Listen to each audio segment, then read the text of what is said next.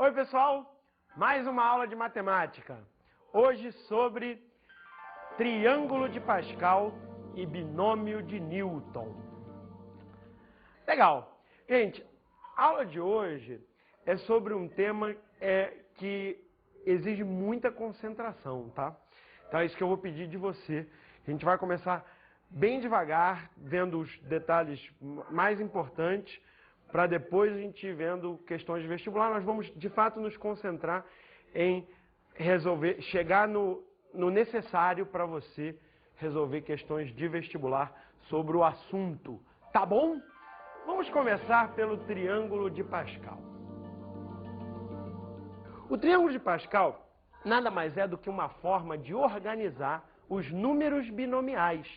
Então, é claro, vamos ver o que são números binomiais. Começando com uma convenção, tá legal? Por convenção, nós atribuímos ao número 0 fatorial o valor 1. Tudo bem? Você sabe que para calcular o fatorial de qualquer outro número natural, por exemplo, 6 fatorial, você vai multiplicando até chegar no 1, tá certo? É conveniente, você já vai ver por quê, chamar o 0 fatorial de 1 também. Tá bom? Isso é uma convenção. 0 fatorial igual a 1.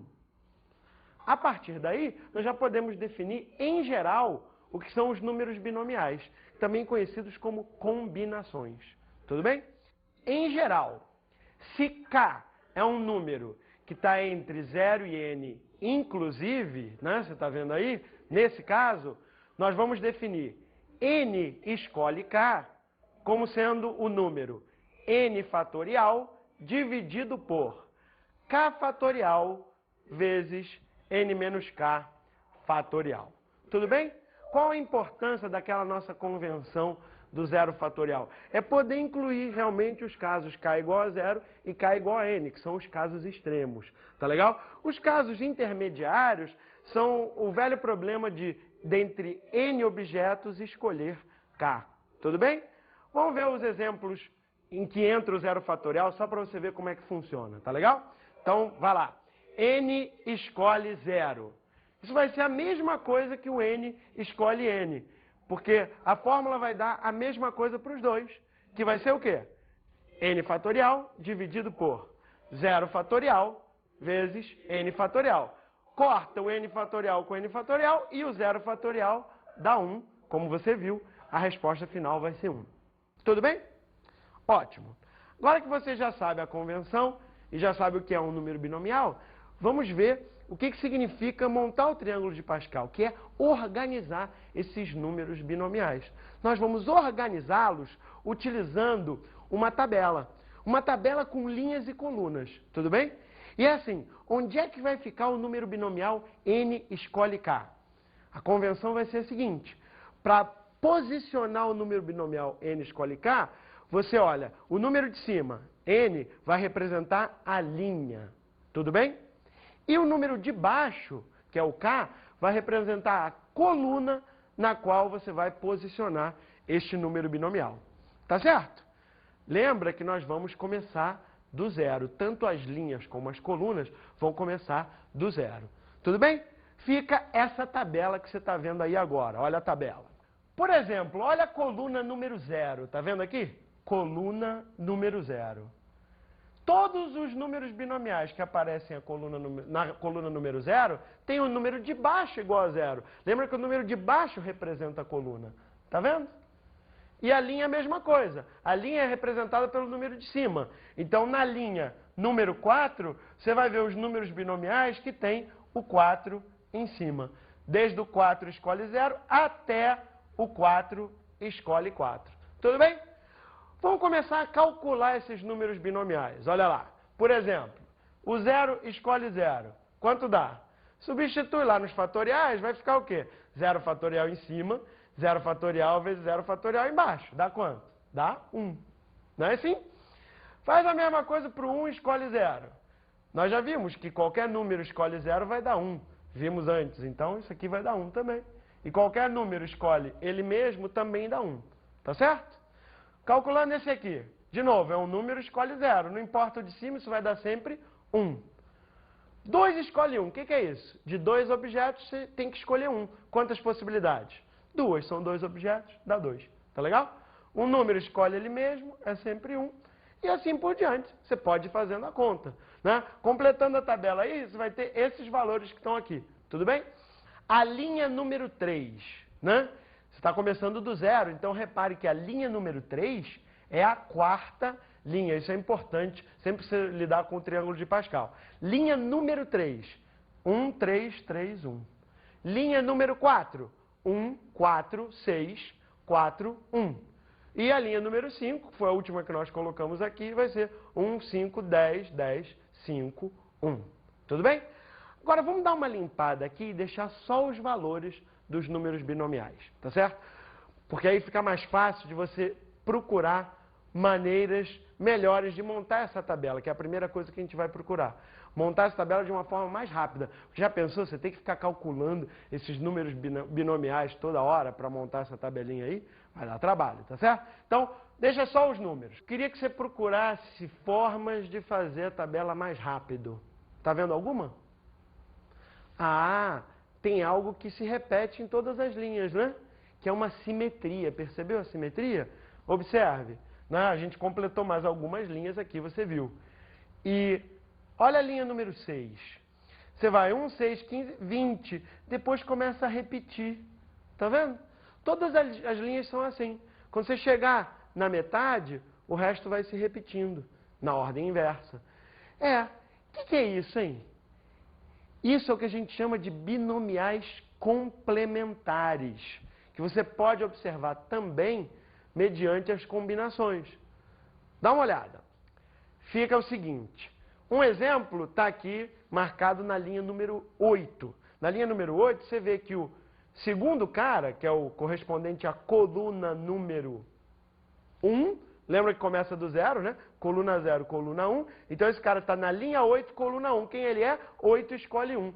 De 8 objetos você tem que escolher 1, 8 possibilidades. Por que ele é igual ao penúltimo cara da linha? Ah, porque o penúltimo cara está na linha 8 e coluna 7. Isso é 8, escolhe 7. Agora, se de 8 objetos você quer escolher 7, isso é a mesma coisa que escolher um objeto. Qual? O que fica de fora. Tá legal? Então, 8 escolhe 1 realmente é igual a 8 escolhe 7. E assim por diante. Em qualquer posição dessa linha, você vai observar essa simetria, que é a propriedade dos binomiais complementares. Olha o outro exemplo. 8 escolhe 3, né? Essa é a coluna 3, está acompanhando? 0, 1, 2, 3, coluna 3. E essa aqui é a coluna 5, né? Aqui era 3, 4, 5. Realmente, 8 escolhe 3 é a mesma coisa que 8 escolhe 5. Por quê? Escolher 3 sempre deixam 5 de fora. Tá legal? Repara que nos binomiais complementares, a soma dos números de baixo é sempre o de cima, que é 8. Podemos representar isso genericamente de que forma? Vamos lá. N escolhe K, né? É a mesma coisa que N escolhe quanto falta, né? De K quanto falta para N. A diferença, N menos K. Esses aí são os binomiais complementares, que ajuda, né? Sabendo que existem os binomiais complementares, você utiliza a simetria e cada linha que você for construir naquela tabela, que se chama triângulo de Pascal, você só precisa ir até a metade. O resto é só copiar. Tudo bem? Ótimo. Você observou alguma outra coisa naquela tabela? Vamos ver a tabela de novo. Olha ela aí. Tá aqui. É possível que, se você começar a escrever esses números, você comece a perceber a seguinte propriedade, que é uma das mais úteis. Cada vez que você tem dois números lado a lado, a soma deles é o que fica embaixo. Quer dizer, embaixo do segundo. Tá vendo aqui? Olha lá, 1 mais 2, 3. Tem outro aqui que a gente marcou para você, ó. 6 mais 4, 10. Ah, isso acontece em qualquer lugar do triângulo de Pascal? Escolhe aí. Ah, escolheu bem. Aqui, é verdade aí, ó. 20 com o 15, quanto vai dar? 35. Tá certo? Também funciona. Tudo bem? Ótimo. Então, sempre que você tiver dois números lado a lado, a soma deles é o que está embaixo do segundo. Tá legal? Com isso, é muito fácil construir o triângulo de Pascal. Depois que você sabe isso, você sabe que vai começar com 1. Sabe que depois é 1, 1. E aí, usando essa propriedade da soma, você vai construindo, você constrói o triângulo de Pascal inteiro muito rápido. Por que isso é importante? Porque agora você pode fazer de trás para frente. Quer ver? Dá uma olhada nesse 56 que tem aqui, por exemplo. Tá? Dá uma boa olhada no 56 e me responde o seguinte. Qual é a linha e qual é a coluna deste 56? Pensa aí um pouco e me responde.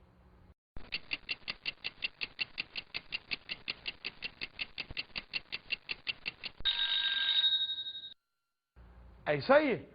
A linha é a linha número 8, porque a gente começa do 0. 0, 1, 2, 3, 4, 5, 6, 7, 8.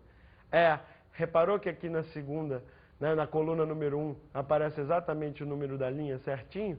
Isso é útil também, né? Linha número 8. E a coluna?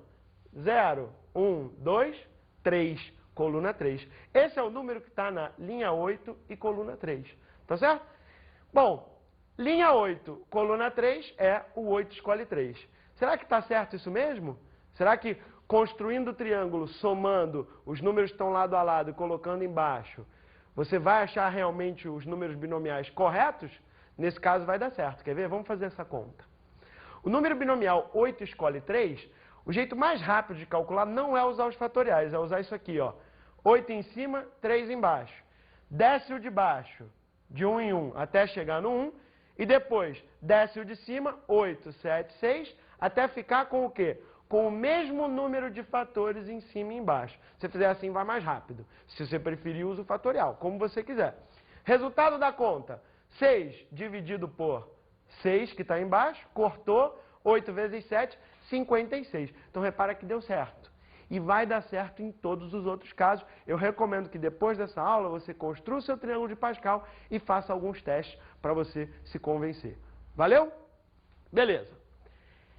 Esta forma de construir o triângulo de Pascal, somando os números que estão lado a lado e colocando o resultado embaixo do segundo, é uma relação muito importante, conhecida como relação de Stiefel. Vamos ver, em geral, o que significa a relação de Stiefel. Tudo bem? Então vamos imaginar que a gente está em um certo local do triângulo de Pascal, em um certo local genérico dessa tabela. Dá uma olhada aqui na figura. Ó. Então, nesse local genérico, você vai ter dois números, dois elementos do triângulo de Pascal lado a lado. Como é genérico, vamos supor que essa daqui é a linha número N e esta outra é a coluna número K. Então, qual é o número que está aqui? Isso mesmo, N escolhe K. Que é o número que está do lado dele?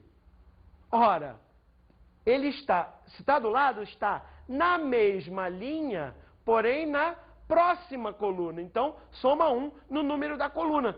Compreendeu? Fica N escolhe K mais 1. Legal? Qual o resultado desta soma? O que nós acabamos de observar? Vai ser o cara embaixo do segundo. O cara que está embaixo do segundo, quem é? Ele está na próxima linha, porque está embaixo, então é a linha N mais 1, e na coluna, na mesma coluna do segundo, ou seja, coluna K mais 1. Tá certo? Em geral, a soma desses dois caras vai ser esse aqui de baixo. Tudo bem? Vamos olhar a fórmula. Então, a fórmula da relação de Stiefel é essa daqui. N escolhe K mais N escolhe K mais 1, ou seja, o de cima ficou igual, o de baixo aumentou. Resultado, aumenta 1 no cara de cima, né? Desceu a linha e manteve a mesma coluna do segundo, ou seja, do maior deles. N mais 1 escolhe K mais 1. Tá legal? Isso vai ser válido sempre e uma boa tarefa para você é tentar fazer essa conta e verificar que isso sempre vai ser válido. Tá legal? Nós aqui vamos fazer alguns exemplos agora. Ó, exemplos para você não esquecer disso aí.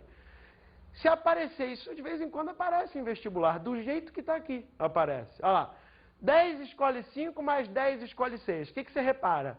Estão na mesma linha, não é? E estão lado a lado, porque a coluna andou 1. Qual o resultado? É o cara que está embaixo do segundo. Quem é? Aumenta 1 a linha e mantém a mesma coluna do segundo. Resultado, 11, escolhe 6.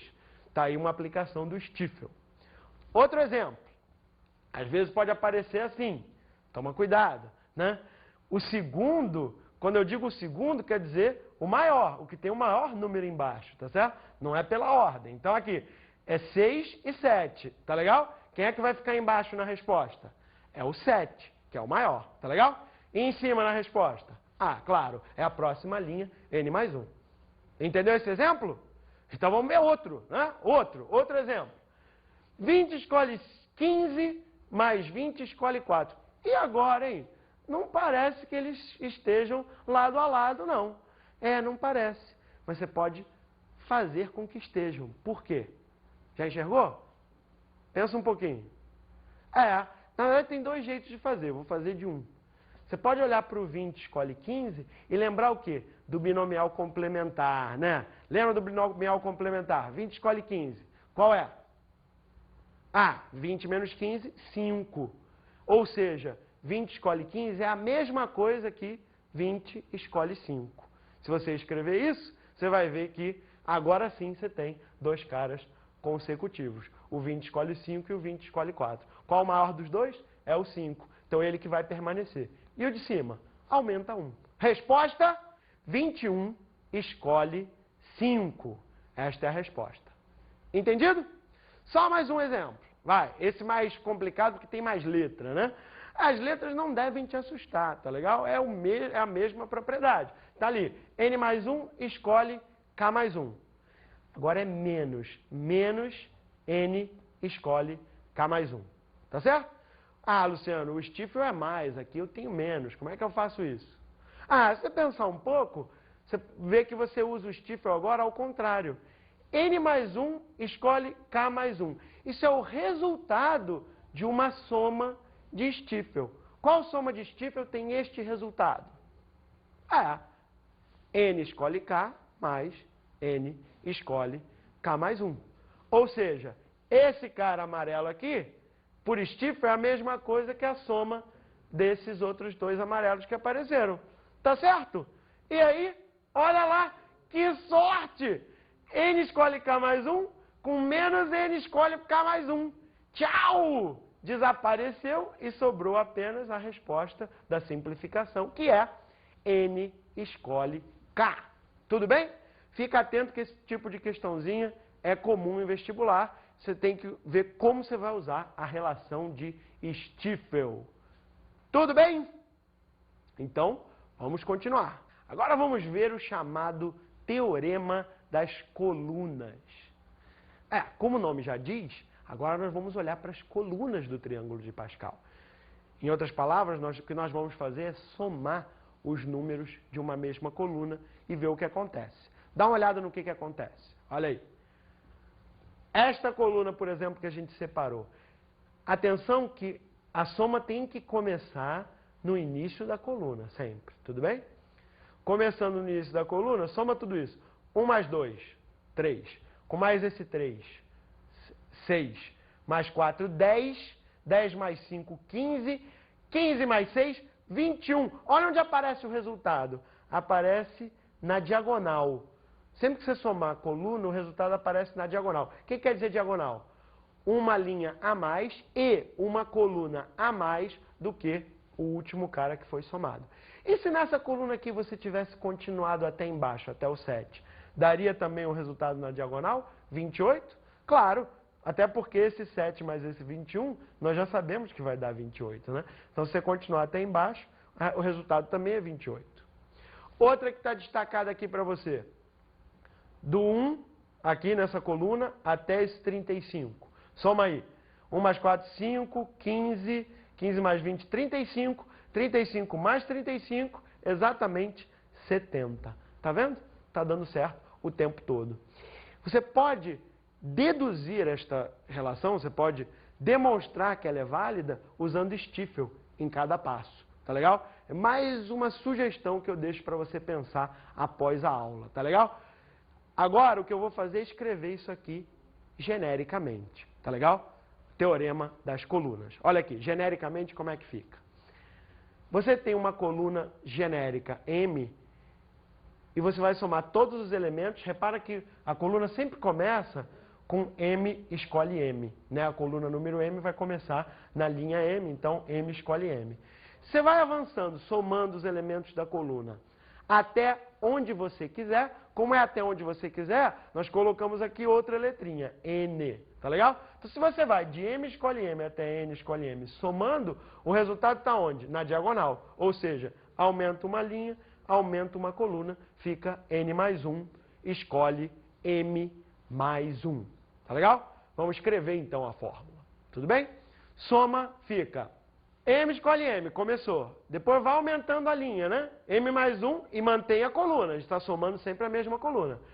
Aumenta a linha, mantém a coluna.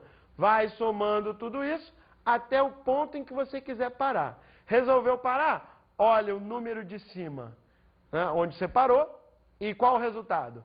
Aumenta 1 na linha, ou seja, no número de cima, e aumenta 1 na coluna também, o número de baixo. Resultado, N mais 1, escolhe M mais 1. Tudo bem?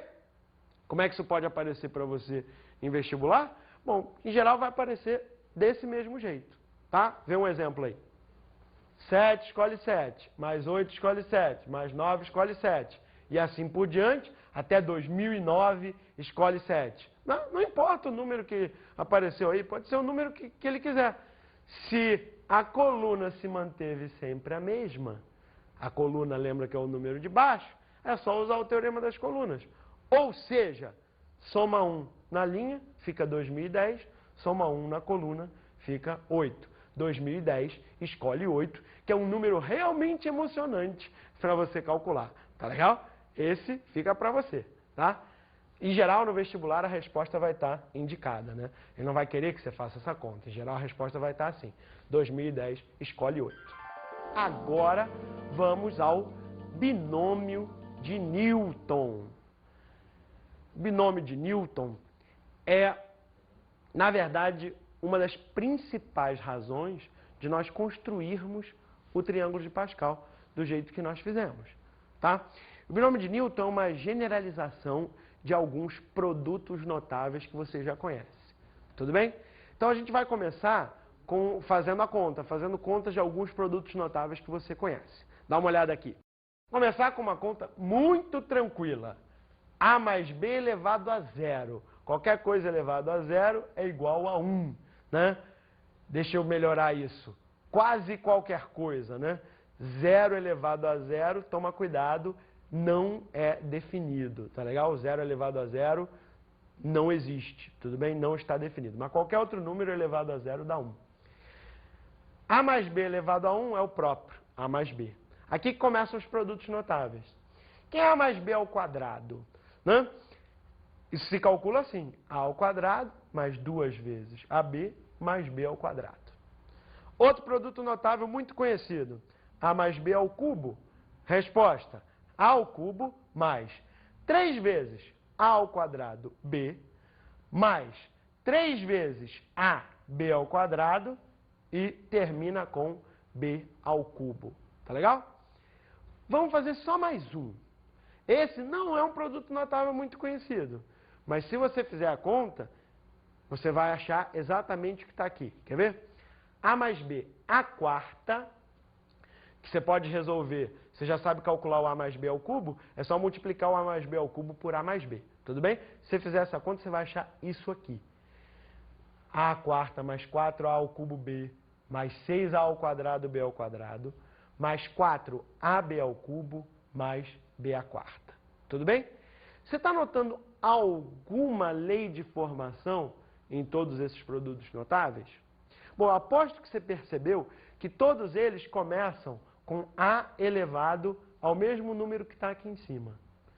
Você também deve ter percebido que eles continuam com uns números, esses números variam, a gente chama de coeficientes, mas as letrinhas A e B, as variáveis, elas sempre fazem o seguinte: o expoente do A vai diminuindo de 1 em 1 e o expoente do B vai aumentando de 1 em 1. Isso ocorre em todos aqueles produtos notáveis, né? Esse aqui você vê. O expoente do A, né, começa com A à quarta, que é o mesmo expoente de lá. Depois, no próximo, é A ao cubo, o expoente diminuiu 1. No próximo, o expoente diminuiu 1 de novo, ficou A ao quadrado. E no próximo, qual é o expoente aqui, hein?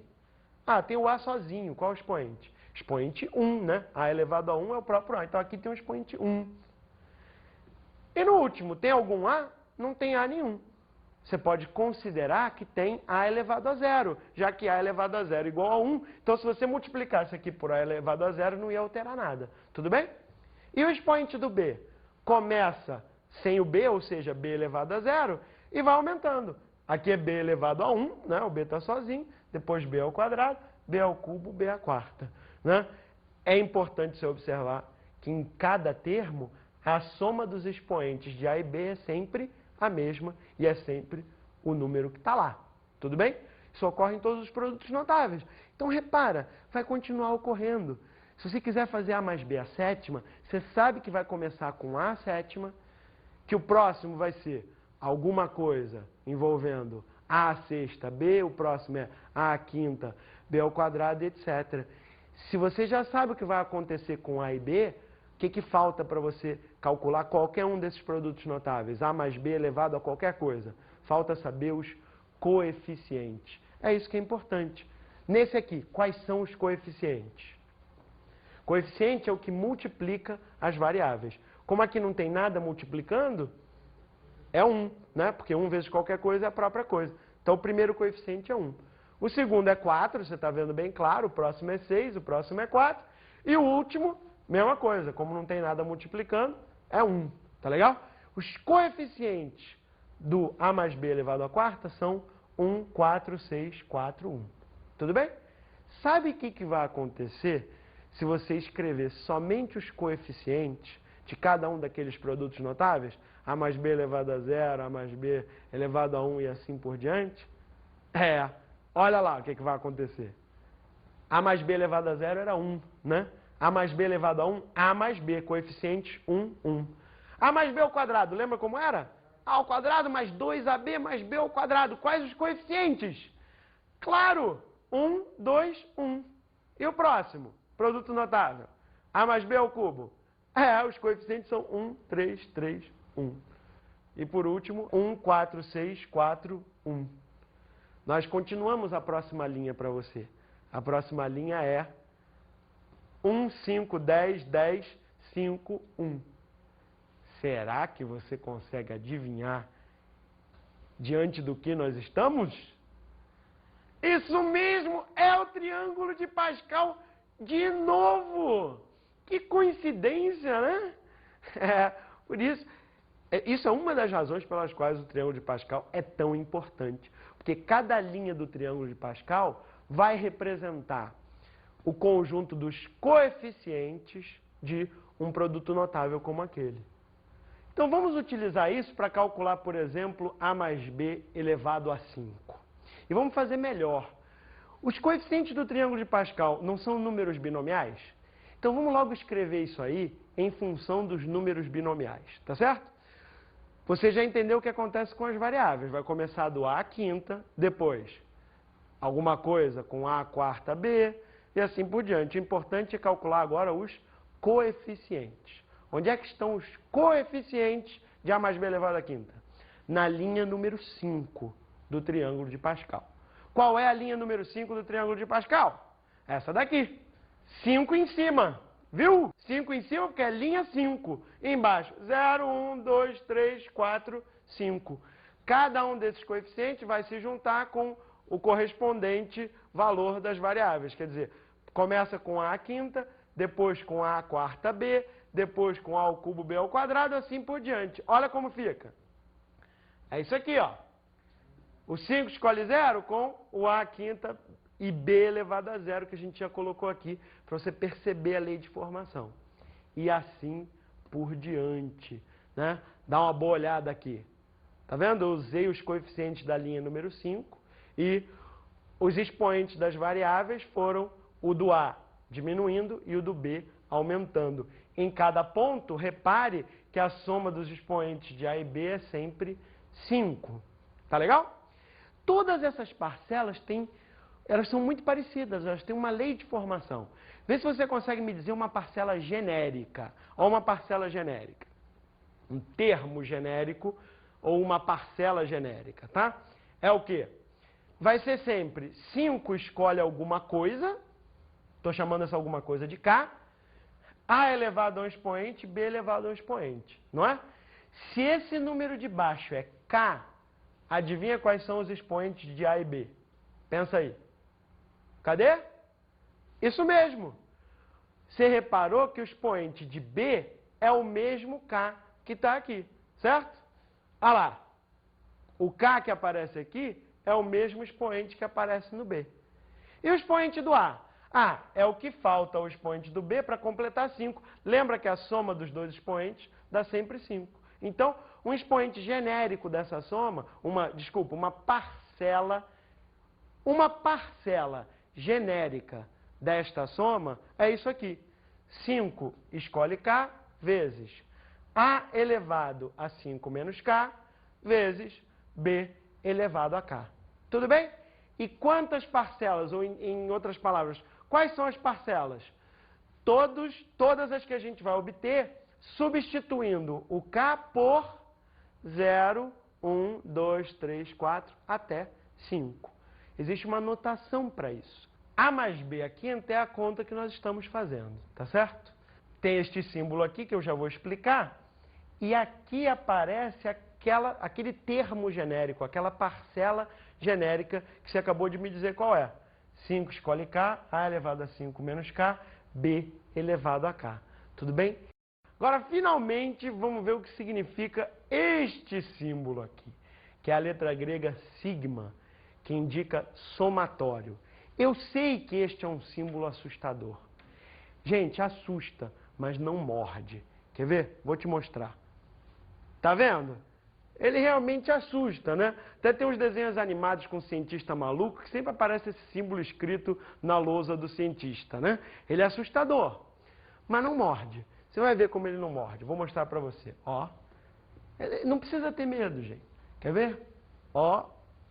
Tá vendo? Ele não morde. É mansinho. Você não precisa mais se assustar com ele. Você vai ver o que ele significa. Quer ver?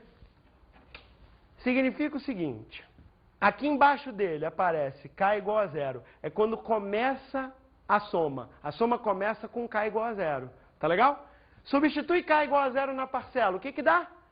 5 escolhe 0, A elevado a 5, B elevado a 0. Esta não é exatamente a primeira parcela que nós já sabíamos? Ah, qual a próxima? Faz K igual a 1. Tá legal? Qual é a parcela com K igual a 1? 5 escolhe 1, A elevado a 5 menos 1, A quarta, vezes B. Exatamente a segunda parcela que nós já sabíamos. E assim por diante. O que quer dizer esse númerozinho 5 aqui de cima? Onde você para de somar. É só isso, gente. Nunca mais você precisa ter medo desse símbolo, tá legal? Você já viu que ele não morde. Ele só indica que você deve somar esta parcela para os valores de K, de 0 até 5. Tudo bem? Ficou mais calmo? Generalizando, você obtém a fórmula do binômio de Newton. Essa daqui, ó. No lugar do 5 lá, você coloca o N, tá legal? E é a mesma fórmula com o somatório, tá legal? Onde tem o 5, colocou N, é a linha N do triângulo de Pascal. Essa é a fórmula. Vamos fazer alguns exercícios de vestibular. Primeiro exercício, calcular somatório de K igual a 0 até 10. 10 escolhe K, 7 elevado a 10 menos K, 3 elevado a K. O vestibular só coloca isso para te assustar. Como você não se assusta mais, você já identificou. Isso é o quê? Um binômio de Newton, tá certo? Você não está na linha 10, olha lá, 10 aqui, você está na linha 10, tá certo? Quem é o A? O A é 7. Quem é o B? O B é 3. Resposta? É imediato, é só ver a resposta. 7 mais 3 elevado a 10, que é 10 elevado a 10. É assim que cai? É assim que cai. Por que cai assim? Porque as pessoas se assustam com aquele símbolo. Você não se assusta mais. Você vai resolver isso tranquilo. Beleza? Então, mais um exercício de vestibular. Qual é o quinto termo do desenvolvimento de 2x menos 1 elevado a 9? Tá bom. É assim que aparece em vestibular, tá legal? Mas pode confundir um pouco esse enunciado. Por quê? Porque a ordem dos termos não altera o valor do desenvolvimento, tudo bem? Sempre que ele perguntar desse jeito, ele quer que você aplique a fórmula do binômio do jeitinho que você acabou de aprender, tudo bem? Uma forma de indicar a ordem desejada seria a seguinte: ordenando segundo as potências decrescentes de x, né? Isso porque o x vai aparecer com o expoente maior primeiro e depois vai se reduzir, por isso potências decrescentes. Como é que fica isso? 2x menos 1 elevado a 9, você sabe que é a soma de k igual a 0 até 9 daquela expressão. 9 escolhe k, 2x elevado a 9 menos k, vezes menos 1 elevado a k. Importante aqui, esse aqui é o quinto termo, mas começa de 0, não é isso? A soma não vai de 0 a 9? Quando você começa de 0, quem é o quinto termo? Claro, o correspondente ao k igual a 4, né? 0, 1, 2, 3, 4. Portanto, pessoal, o quinto termo é só pegar o termo e substituir o k por 4. Tudo bem? Fazendo k igual a 4, o quinto termo, que às vezes é representado assim, t, índice 5, quinto termo, é 9 escolhe 4, 2x elevado a 9 menos 4, só substituir o k por 4, você viu, né? Menos 1 elevado a 4. Tudo bem? Faz a continha lá. 9 escolhe 4, 9 em cima, 4 embaixo. Abaixo 4 até chegar no 1, mesmo número de fatores em cima e embaixo. Tudo bem? Esse aqui fica 2 à quinta, né? E também x à quinta, percebeu? E o menos 1 à quarta? Ah, o expoente é par, então dá 1, beleza? É só multiplicar, né? E você fica com o termo, quinto termo, que é 4.032 vezes x à quinta. Este é o quinto termo. Entendido? Pessoal, em geral, questões que envolvam qual o termo, ou que envolvam um termo específico, é nessas questões que você vai usar o termo geral. E o que você precisa fazer é descobrir qual o valor de k correspondente, tá legal? Nesse caso, era só contar de 0 a 4 para chegar no quinto termo. Tudo bem? Qual o valor de k? Isso você vai precisar fazer em questões desse tipo. Entendido? Então, vamos ver as dicas de estudo.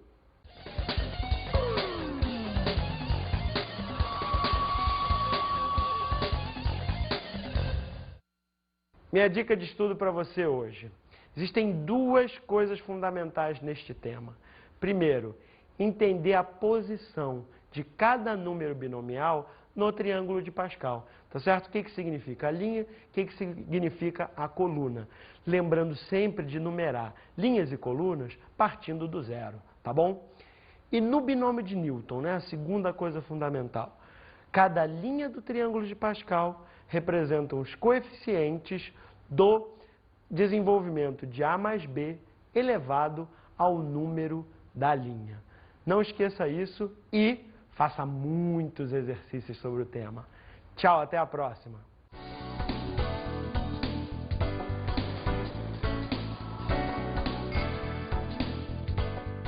Na aula de hoje, estudamos o triângulo de Pascal.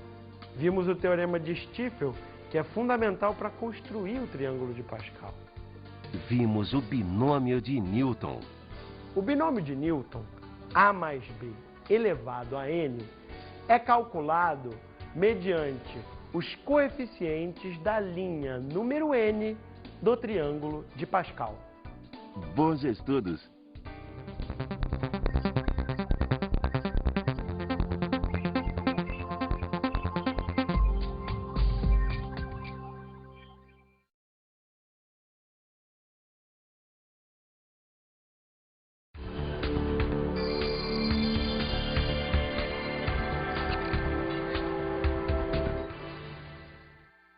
O triângulo de Pascal é uma excelente ferramenta para você deixar seus alunos experimentarem com os números, para eles procurarem propriedades. Existem uma série de propriedades interessantes que eles podem encontrar sozinhos, né?